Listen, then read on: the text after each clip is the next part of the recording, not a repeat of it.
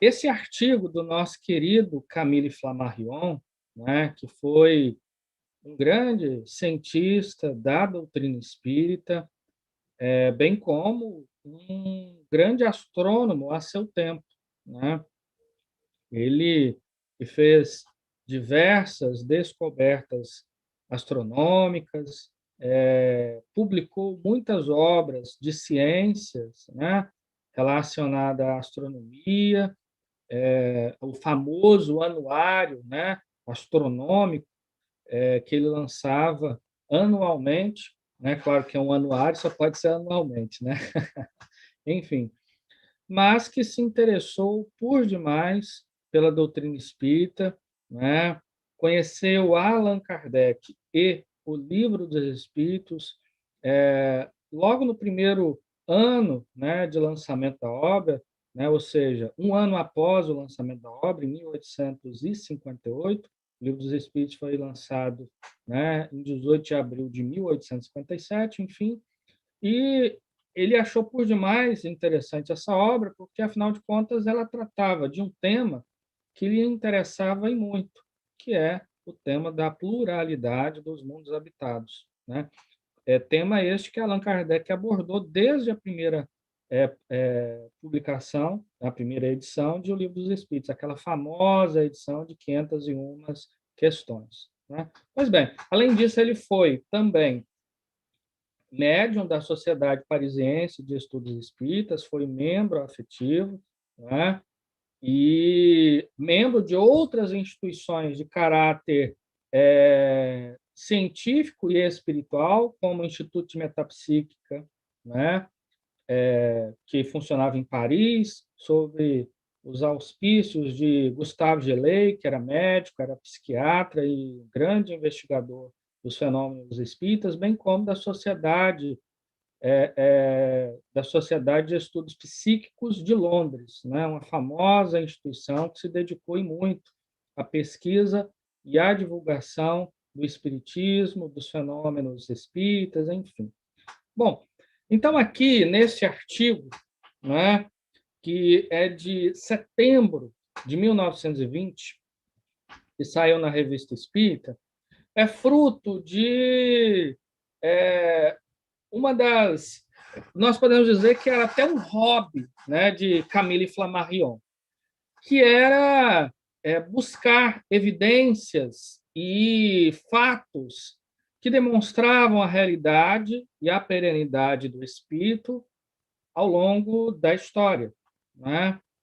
Com isto, ao ler um boletim da Sociedade de Letras e Ciências de Saint-Dizier, ele, ali em junho daquele mesmo ano, ou seja, de 1920, ele encontrou um artigo do senhor Jacob, né, muito interessante, que demonstra essa realidade, né, ou seja, que a alma ela sobrevive à morte do corpo, né? E ele encontrou este relato que passa no período do famoso rei Luís XIV, né? O rei Sol, aquele que havia transferido a administração e o Palácio Real de Paris para Versalhes, né? O famoso palácio que é até hoje objeto de muita admiração, tamanha a beleza, o fausto e a grandeza daquele palácio, né? E é justamente uma das famílias que tinha uma ligação direta com o rei, né? A família Bouguinot. O fato que o nosso querido Flammarion vai narrar, em verdade, eu não vou exatamente contá-lo. Eu vou deixar a curiosidade para que depois aqueles que assim o possam leiam, né, este capítulo aqui na obra, que é um caso extremamente interessante, que foi narrado pelo irmão do André Bouguinot, ou seja, o senhor Etienne Bouguinot, né, que ali no leito de morte ele transcreveu as suas memórias e a lembrança desse fato muito curioso. Mas o que está por trás desta, digamos, desta análise do nosso querido astrônomo, né? Do poeta dos céus? É que a realidade da imortalidade da alma não é alguma coisa que, digamos assim, seja uma novidade, ou seja, uma novidade que o Espiritismo lançou, uma moda. Né? Não, não. A doutrina espírita ela é estruturada dentro de um método. Né?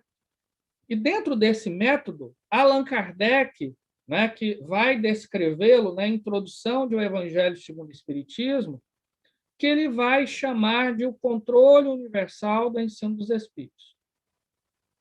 Ou seja, Allan Kardec concebeu a doutrina espírita a partir de diversas comunicações que vieram através de diversos médiuns e que moravam em locais os mais variados. Né? Na mesma introdução, Allan Kardec vai dizer que ali, em O Evangelho segundo o Espiritismo, nós encontramos comunicações que ele analisou, que ele filtrou, mais de duas comunicações, né? Melhor dizendo, ele selecionou com mais de 2.000 comunicações que chegaram de grupos espíritas sérios para ele, grupos que estavam no norte da África e por toda a Europa. Né?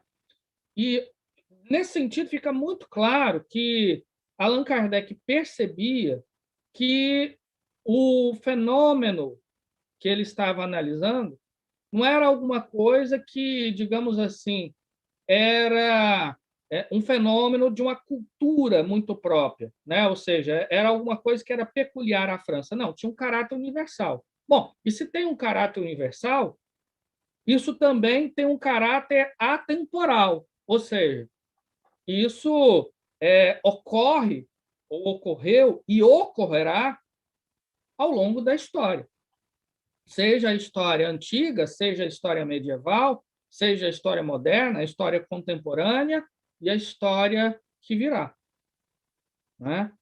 Então, nesse sentido, o objetivo nosso hoje, pegando a reflexão do nosso querido Flammarion, é fazer uma pequena análise muito rápida dos fenômenos espíritas que ocorreram ao longo da história antiga, de tradições mais próximas de nós, bem como de tradições um tanto quanto mais distantes. A primeira que eu gostaria de chamar a atenção é para a Grécia.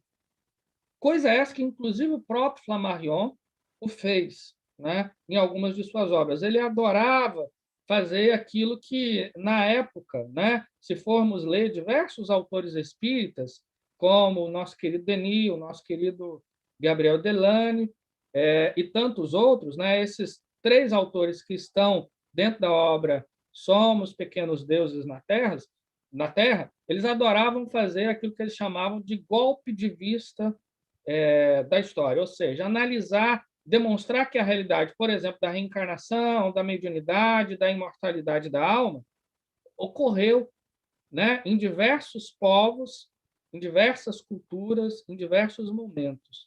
Né? Ou seja, não é um fenômeno próprio de uma cultura, não é alguma coisa que é singular de uma cultura, é alguma coisa universal. E se é universal, então é próprio da natureza humana, né? E não de injunções sociais, culturais, econômicas e por aí vai. Muito bem. Se formos na obra do nosso querido Platão, a obra A República, mais diversas obras, Platão demonstra isso com muita tranquilidade. Né? Na obra Fédon, na obra Íon, né? Na obra Timeu, mas nós vamos encontrar na obra A República, ali no último livro da obra, um caso por demais interessante, onde Sócrates vai dizer de um guerreiro, o guerreiro Er, né? E que este guerreiro estava pelejando uma batalha e que em determinado momento ele é ferido de maneira fatal, né? No entanto, como era natural, né? Após aquela pausa que geralmente ocorria no momento da noite, eles recolhiam os mortos e aqueles que foram honrados, eles queimavam, né? Numa espécie de um ritual fúnebre. E justamente estava para acender a fogueira de melhor dizendo, ele se levanta. Ele se levanta e todos, naturalmente, se assustam, né? E ficam extremamente embasbacados por aquilo que eles estavam vendo ali. Mas ele se adianta frente àquele torpor, né? Aquele susto que todos tomam, e começa a narrar aquilo que ele havia visto no mundo dos mortos. Talvez seja esse o primeiro fenômeno registrado de experiência de quase morte, né? Hoje é um fenômeno que a nossa ciência tem investigado por demais, né? Foi objeto de pesquisas da doutora Elizabeth Kubler-Ross, né? Do doutor Modi Jr., enfim, e até hoje isso é extremamente investigado. Bom, ele narra que, em determinado momento, ele viu se viu fora do corpo, ou seja, ele via o ser que tinha consciência, né? Para os gregos, a psique, né? Ou seja, a alma, e via também o seu corpo.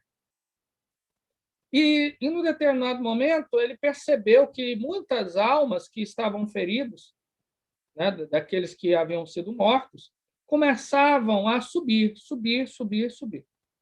Em determinado momento, eles chegavam a pairagem espiritual e havia uma deusa que sentenciava, de certa forma, o destino dessas almas. Ou seja, aqueles que haviam vivido de maneira reta e correta, eles iam para a direita. Aqueles que, por outro lado, não haviam vivido desta forma, ou seja, de uma forma honrada, iam para a direita.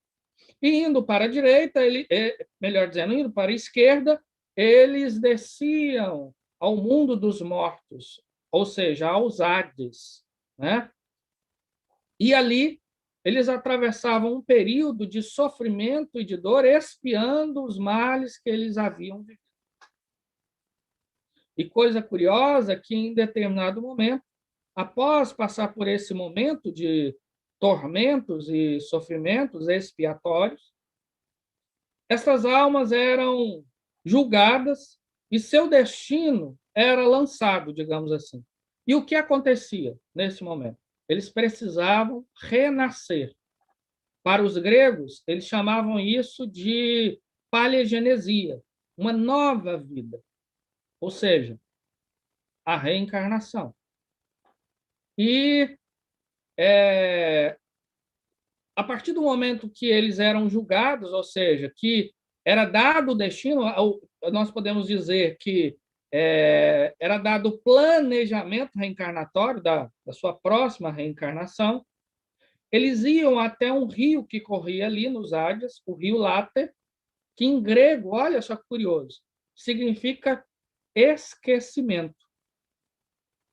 Eles pegavam, a deusa pegava um pouco de água e entregava para aquele que iria retornar para o mundo, que iriam reencarnar. E a partir daquele momento, a alma esquecia aquilo que havia feito no passado e ficava livre, portanto, para o porvir, para o futuro. E é assim que o mestre de Atenas, Sócrates, vai justificar a imortalidade da alma, a reencarnação, e por que, claro que no sentido ainda mítico, nós não nos recordamos, melhor dizendo, do nosso passado, das experiências pregressas, muito embora o próprio Sócrates dizia que reconhecia muito das suas vidas. Reconhecia e recordava, claro, né? Mas não só Sócrates tinha essa ideia. Um pouco mais atrás nós temos Pitágoras, um pouco mais à frente nós vamos ter Aristóteles, nós vamos ter Plotino, nós vamos ter os estoicos, que alcança o Império Romano, né?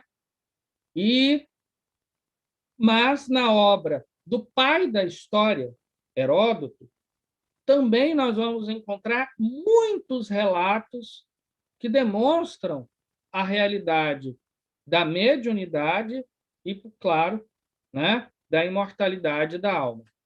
Nós vamos encontrar um relato muito interessante de Heródoto, né, como nós havíamos dito, o pai da história, em que uma passagem do seu livro vai falar do rei Creso, o rei da Lídia, que era uma das ilhas ali da Grécia Antiga. Narra ele que, certa feita, o rei Creso teria um sonho extremamente perturbador. E que, nesse sonho, apareciam determinadas questões que desafiavam a sua administração frente ao seu povo.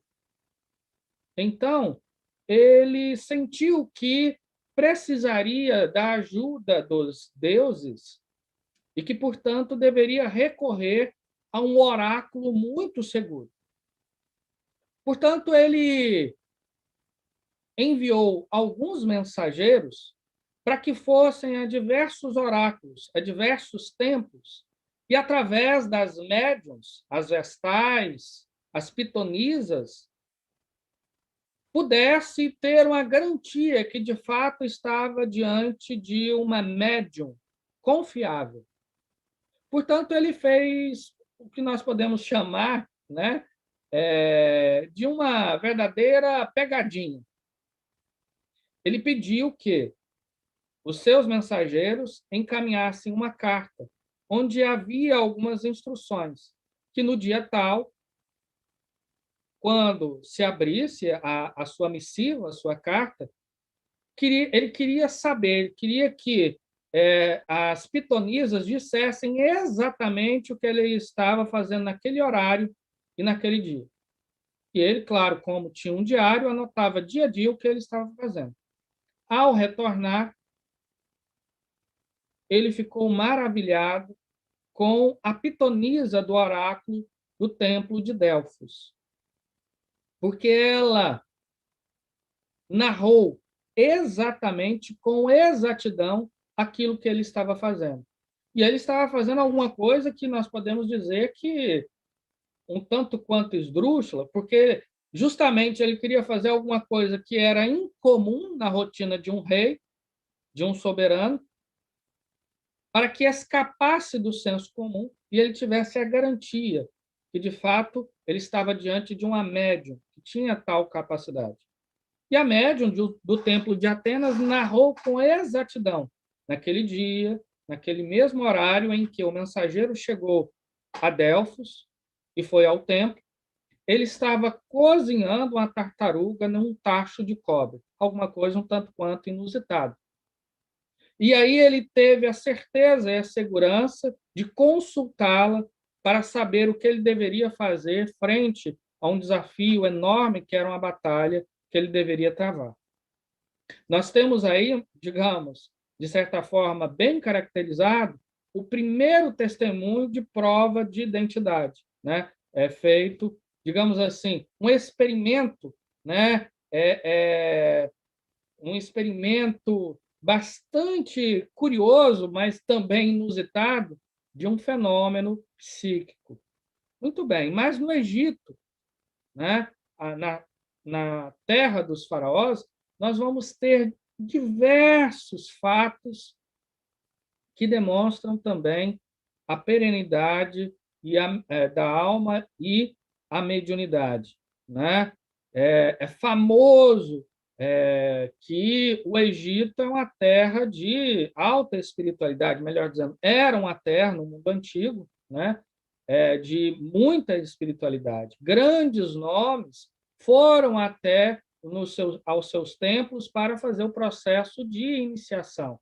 Nós vamos ver isso com a figura de Pitágoras, com a figura de Platão e tantos outros nomes ilustres de filósofos, de religiosos, enfim. Bom, o próprio Heródoto, não é? Ele esteve no Egito. Mas o fato é que um dos grandes juristas e filósofos do Antigo Egito, Hermes, né, o chamado, claro que esse é um nome latino, né, o chamado Trinegisto, ou seja, 3 vezes grande, né, no sentido que ele era uma alma extremamente nobre e sábia. Nós vamos ver no seu famoso Tratado Hermeticum, né, uma obra que ficou muito famosa no período medieval, onde ele recebe algumas instruções da deusa Osíris. Claro que sabemos nós que se tratava de um espírito, não exatamente uma deusa.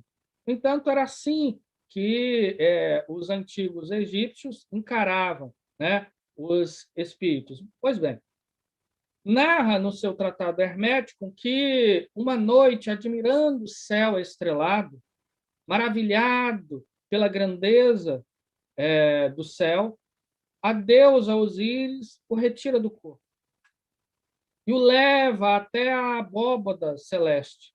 E ali ela mostra uma quantidade enorme de mundos, de estrelas, e diz a deusa Osíris que todas as almas, melhor dizendo, que os espíritos, as almas, elas peregrinam de mundo em mundo, de vida em vida, dando aí uma noção para Hermes se por um lado existe a reencarnação e que essas diversas vidas, a semelhança daquilo que nos narra Flammarion, né? Camille Flammarion, na obra, por exemplo, Urânia, Rafaela, a pluralidade dos mundos habitados, né? Enfim, de que a alma do homem, ou seja, o seu espírito, pode reencarnar diversas vezes e em diversos mundos.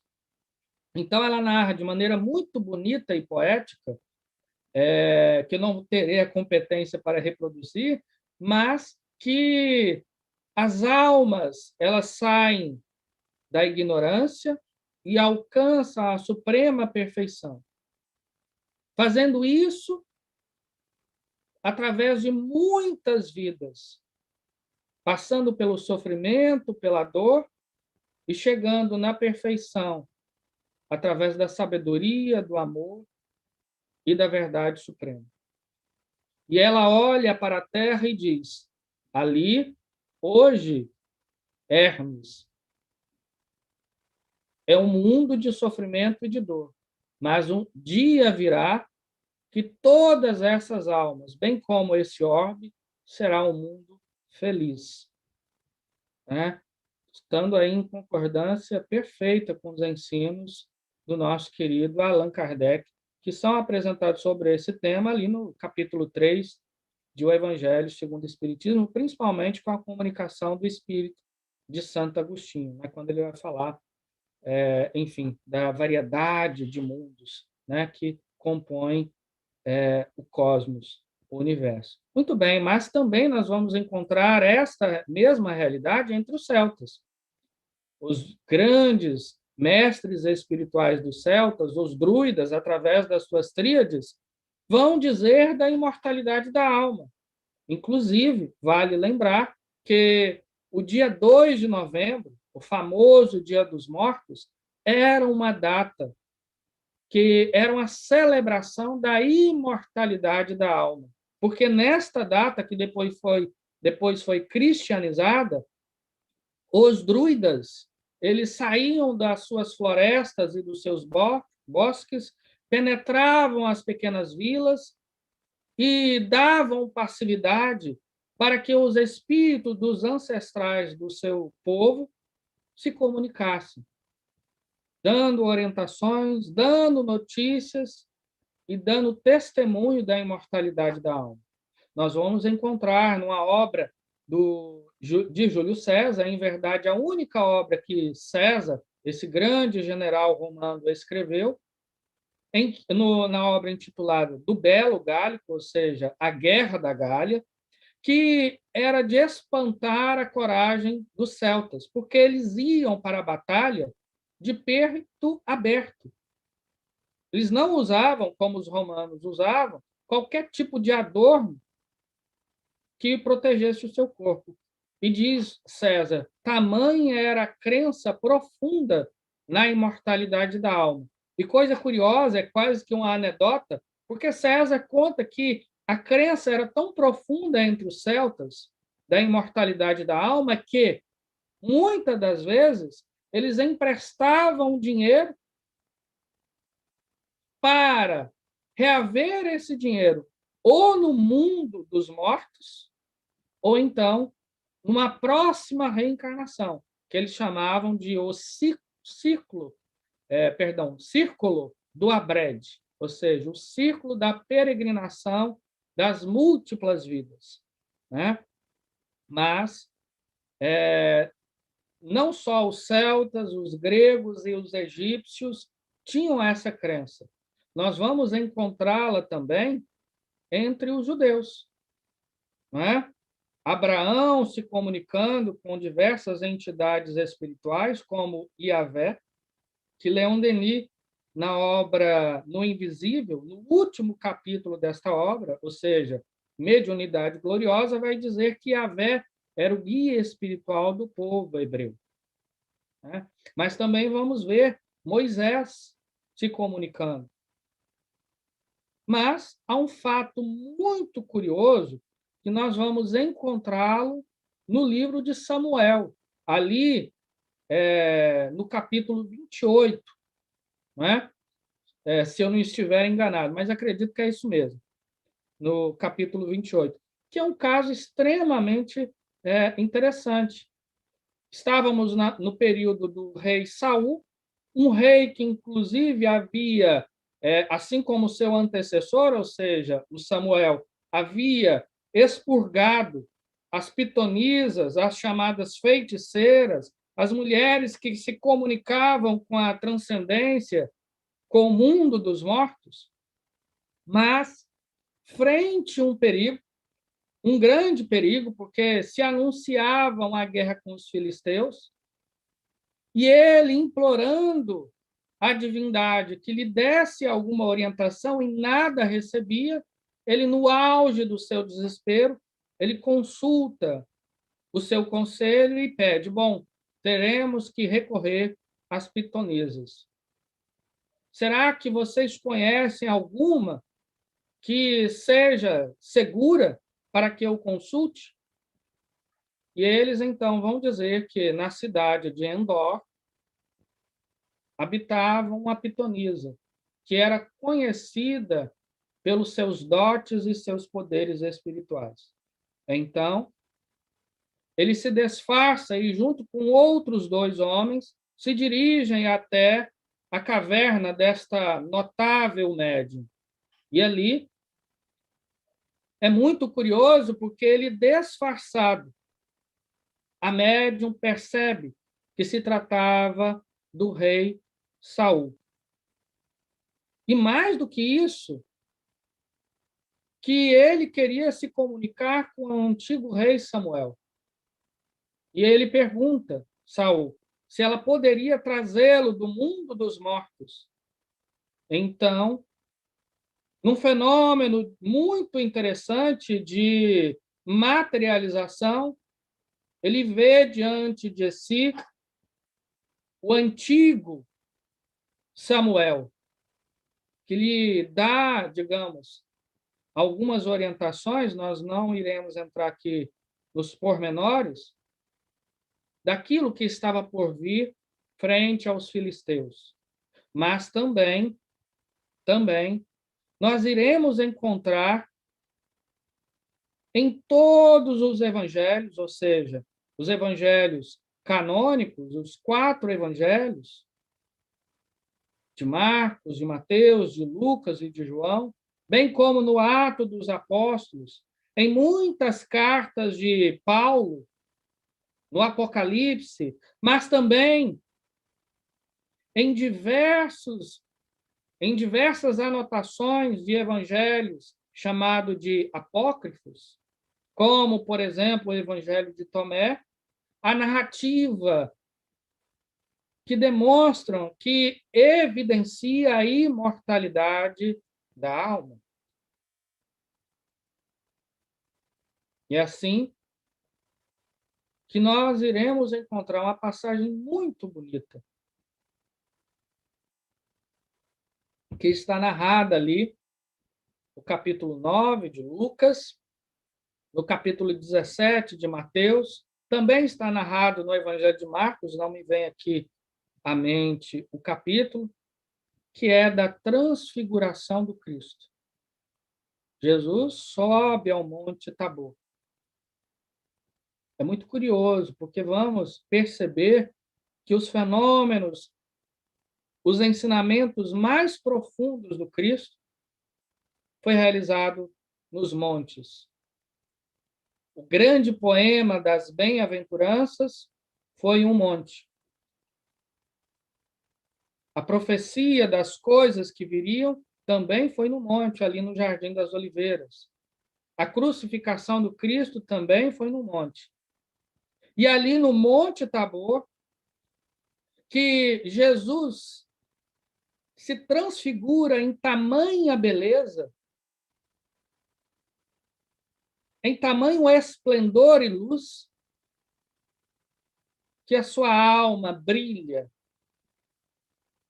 Os apóstolos, dois dos apóstolos, eles vão ao chão, Pedro e João.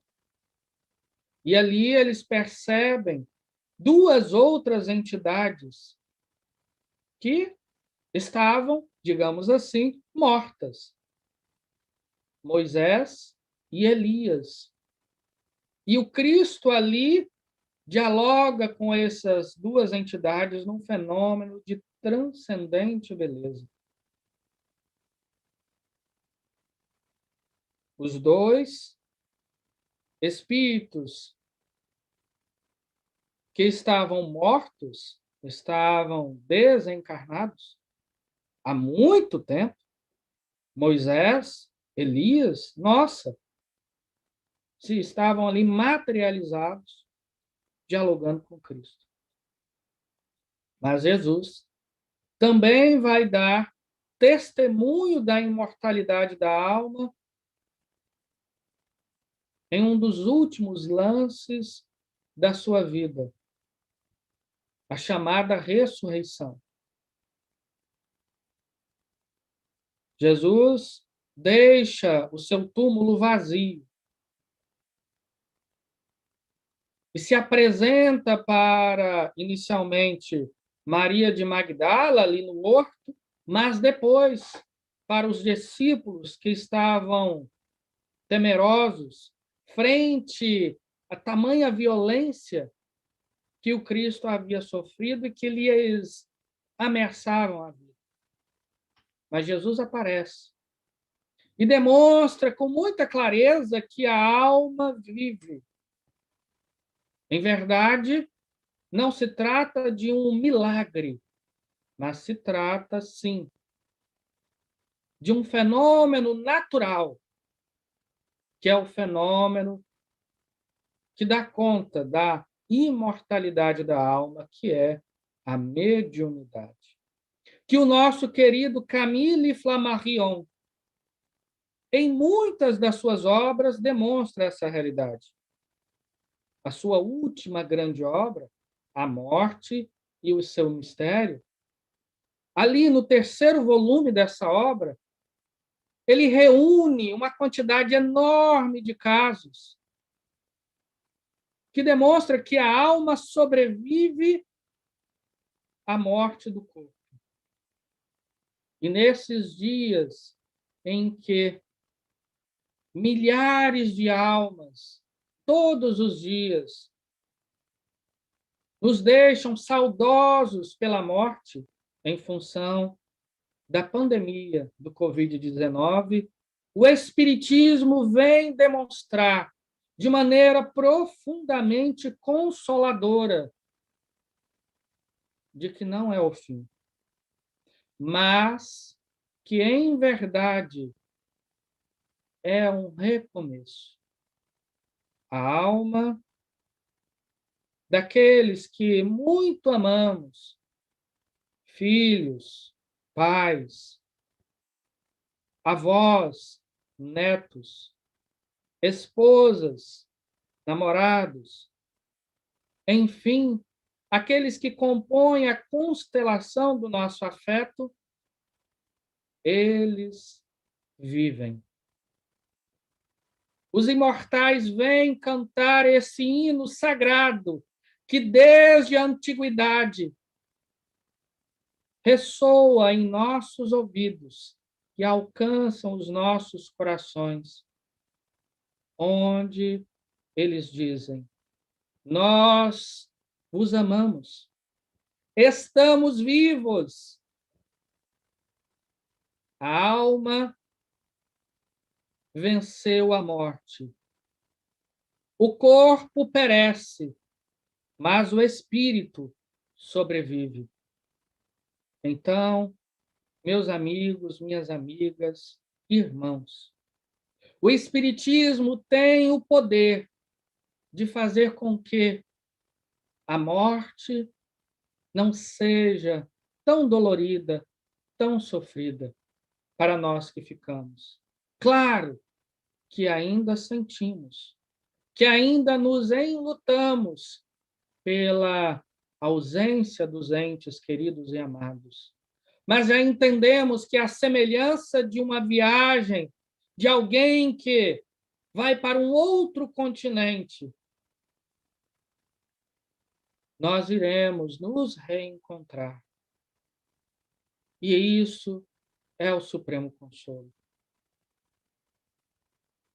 Saber que as lágrimas descem, elas banham a nossa face, mas que pelo consolo do Espiritismo, as lágrimas fecundam o solo do nosso coração. E que com a semente da esperança, ela se transforma em flores perfumadas de consolo, de paz, de tranquilidade. Não mais o desespero, não mais o nada, não mais o túmulo frio e vazio, mas a esperança do reencontro. A esperança de que a nossa família espiritual, ela não tem fim, ela só cresce, ela só se amplia através das múltiplas reencarnações, mas principalmente através do sentimento sagrado que é o amor.